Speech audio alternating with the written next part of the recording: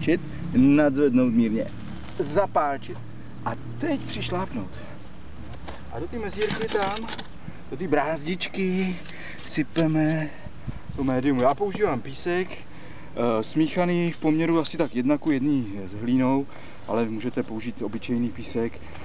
Trávníkáři radí používat bílý písek, no já používám jakýkoliv, buď to kopaný, nebo to může být i takový ten říční, ostrý, ale jemný.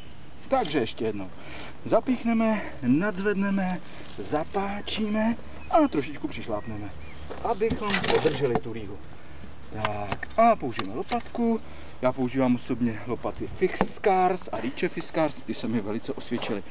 Takže pokud mi firma Fiskars chce něco poslat, vůbec se nebudu zlobit. Takže